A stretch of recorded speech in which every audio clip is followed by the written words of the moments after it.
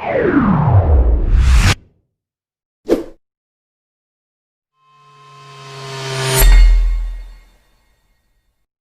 up now, we have a fireside chat on delivering new technology choices for airlines. The chat is going to be hosted by Henry Harteveldt, the president of Atmosphere Research Group, and he'll be chatting to Jim Davidson, who is the chief product officer for Axelia. So first of all, let me introduce Henry.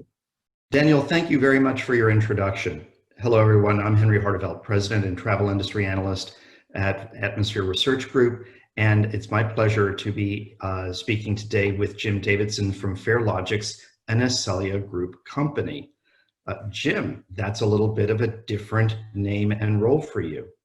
Yeah, Henry. Hey, it's taking a little to get used to, but it rolls off my tongue quite nicely. Well, that's good. Well, there's certainly a lot to discuss as we are trying to help airlines find their way towards a new way of retailing in a very unusual environment. What I'd like to understand from you, Jim, to start is we've been faced with this crisis, but we have heard the expression, never let a good crisis go to waste. What are you hearing from your airline customers as they talk to you about what can they do to take advantage of these very unusual market conditions? Yeah, I think that's really the question that's facing everybody now, and even as you set up the question, the key is really the word help, and everybody in this industry is suffering from financial and challenges on a lack of transactions, software companies and airlines. So the operative word really is getting together to see how we can help, and that's airlines helping us helping airlines, and so that's the kind of the first thing we're seeing. So there's some very practical ways to do it in terms of looking at how we can continue to deliver some products, even though there may not be the transactions to support that. But it's really important to kind of continue the flow going forward. We all kind of had a knee-jerk reaction and worrying about liquidity, and all that is still very, very important. But we're going to get through this, and we're all going to get on airplanes again, and we're all going to fly over to places we want to go from commercial and leisure point of view. So all that's going to happen. So I think the engagement we're seeing is how can we help? What can we do together? What do we need to modify? But let's keep on that kind of path of getting us to where we want to be when we get through this. Are you hearing from airline customers now in September that they're more willing to start putting some projects back on the table or trying to test some things compared to perhaps a few months ago? It's interesting, Henry, and I don't know that we're unique in this. Most of our airlines kept their projects moving forward. I would say 85% of our airlines kept the projects. We had a couple of airlines slowing down significantly, particularly some of the dedicated teams, so that slowed some of the projects. But the majority of them kept on, albeit at a slower pace.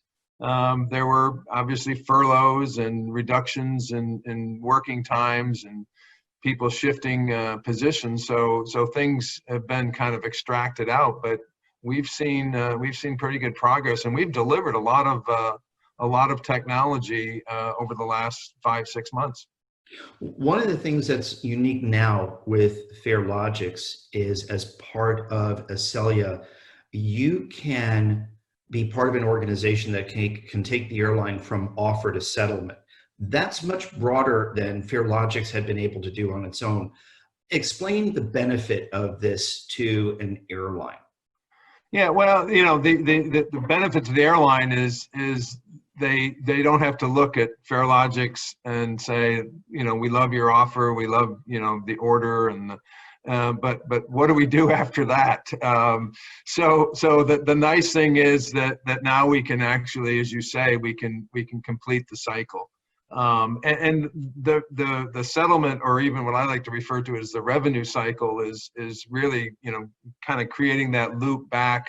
You've got the revenue, you've been able to get the cash, but all that's related to how you set up the offer in the first place. So now we can have a much broader conversation with an airline that talks about types of offers, but also types of payments and how you want to settle those, and what kind of airline stock, to date myself, do you want to use for this? Do you want to use you know, BSP, or do you want to use airline stock, and how do you want to bundle, and how do you want to settle? Do you want to use certain type of credit cards or payment systems that allow you to be more competitive on certain offers? So there's really a kind of a long tail that gets satisfied for the Farelogix Excelia merger. And as you talk about the offer, I'm curious if you are seeing airlines try to change how they create their offers. If you are seeing, for example, airlines looking more at dynamic pricing of offers, or bundling, or something different as they look forward to our new tomorrow. Yeah, there's actually two kind of changes that certainly we're seeing, and I don't know if this will stay. I think one of the things that's defining the moment is that nothing is permanent anymore. So the two things that we're really seeing is around the flexibility of the offers. Airlines, for the most part, we're seeing are very focused on capturing the mind and wallet of their customer. And they want to do that in some cases without a lot of frills. They want to basically say, look, we've got a clean airplane, a safe flight, and a process that will keep you safe to get you from point A to B, and we'll do it, you know, at this price, and I'll basically distribute that everywhere. And so we're seeing that kind of universal engagement of the safety and security kind of aspect of travel. And then kind of once travelers kind of made a decision, now we're seeing the airlines wanting to engage further to try to enhance that trip a little bit. So it's where once I think we were seeing airlines trying to grab everything on a specific channel by specific bundles, I think they're being more omni-channel initially, and then wanting to engage with additional services once the customer makes a commitment. Now, I think we're going to see the reversing of that trend over time. I think airlines really want to get into having the differentiated bundles, but right now there is an extreme push to simply get passengers to pick them. Right. Jim, you know, we've talked about this in the past, that for some products, half or more of the sales opportunities exist after the initial reservation. You and I have spoken about what we call the second wallet, the budget that people have for their ancillary purchases.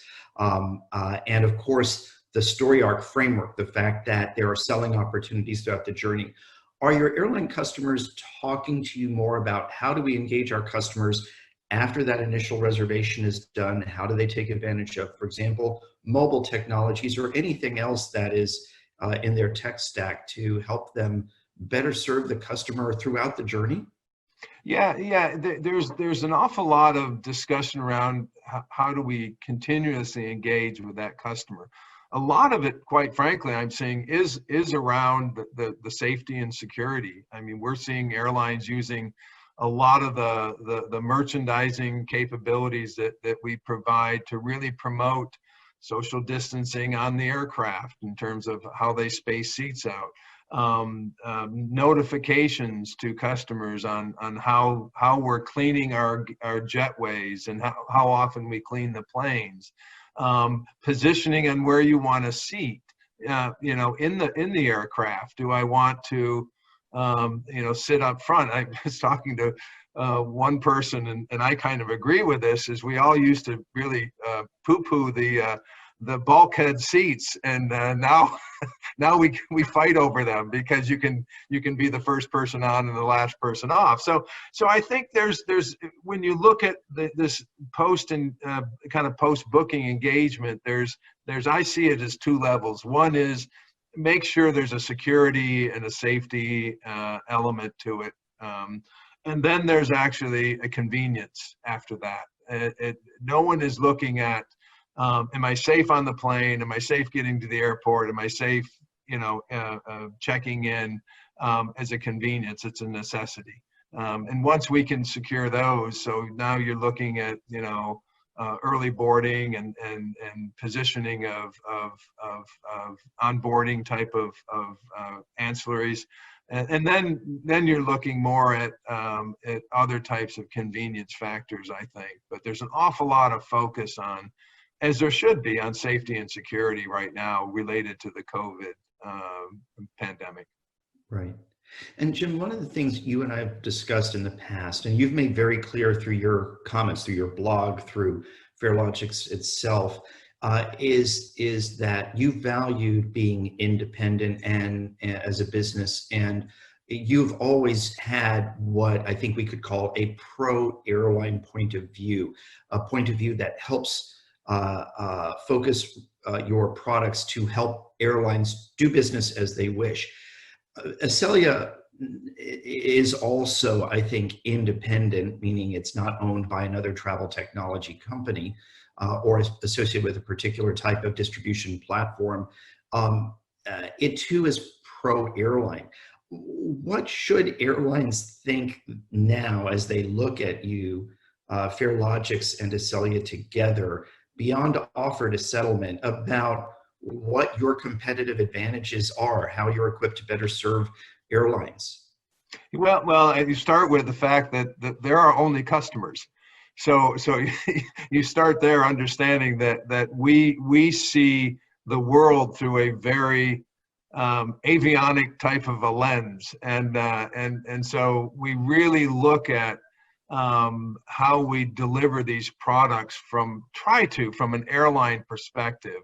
And I think the second thing is, because we've got the independence, we were really able to get in cross-functional with the airlines themselves. So whether we're talking about a distribution type products and services, or retailing products and services, how I settle or how I pay for it, product services, all of this comes from looking at from the airline's perspective, and that's been very helpful for us. And I've noticed that there's been a long history of that with Acelia, and that really is very much aligned with Farelogix. So how are you feeling about 2021 right now? Do you think that it will be a moderately good year, a somewhat good year? Yeah, well, I've never wanted time to pass, but I do right now. So look, I do think there's a lot that's riding on a vaccine, and there's a lot that's riding on some therapeutics that will certainly open up travel. I think we're in the necessity stage, or the pent up, I just have to travel stage, and go see kids and friends and family and things like that. So I think we're really looking around the 2021 for that. And then I actually think it's going to come back in a rush. I think you're going to hear, almost the vacuum sound of the planes filling up again, once we have that kind of stability in the pandemic. And simply, the other reason I say that is the airlines we're working with kind of are all gathering around that, into, I don't know, late Q1, mid 2021 as being the time when we can see this coming back. And I think they're really gonna be prepared for it. So I think that's the silver lining in the cloud I've seen is, while these airlines certainly have experienced tough times, they're asking all the right questions, not only of themselves, I believe, but also of companies like Farelogix, Acelia. How are we going to be prepared to help serve them and provide benefit to them when the plane doors open and you're not flying 20 aircraft, you're back flying 200 aircraft. That's when we certainly want to be there and be ready to turn on our spigots. And Jim, I guess last question, if you were to look forward a year to two, how would you say airline retailing will be different compared to where it was, let's say, pre-COVID? Where do you think airlines are going to put their emphasis? How do you think it will be different for the airline and, importantly, for the passenger? Yeah, and I think it starts with the passenger. I mean, and I think what the passenger of, let's say, tomorrow or 2021 is going to expect a little bit more personalized experience, I think, in terms of the airlines understanding who we are as passengers a little bit more than I think has been done in the past. We've been segmented by frequent flyer numbers or personas. I think we're going to be segmented by really our needs and how we travel, and particularly at the corporate level. I mean, there's going to be a number of changes that's going to happen. We learned a lot. We learned a lot about corporate travel when it stopped. We learned a lot how important it is to continue on with corporate travel and how important the relationships are. And I think that's going to find itself from an airline and a technology perspective back into that. I don't want to use an overused word, but more of a personalized engagement that we're going to see. Number one is I think the technology is going to allow us to do that better, simply because we've had a lot of time to think about it. And number two, I think there's going to be an expectation from the customer that if you treat me like a mass market, I'm not necessarily going to have that kind of loyalty characteristic that I've had in the past. And you hear airlines now equating stories of airlines, not necessarily, you know, everybody's got a bad airline story, but stories about how they were treated, how they were called in advance saying, you know, this flight's filling up, would you like to change? You're seeing airlines reducing or eliminating change fees. So all that to me leads to a more personalized experience that gives the traveler more control and flexibility. Frankly, just like the airlines want to have more control and flexibility in how they make offers and deliver their products. Okay, Jim, that was excellent. I want to thank you very much for your time. I wish you and your colleagues at Farelogix the greatest success as you become part of the greater Acelia Group family. And thank you also to everyone who is watching. Thanks, Henry.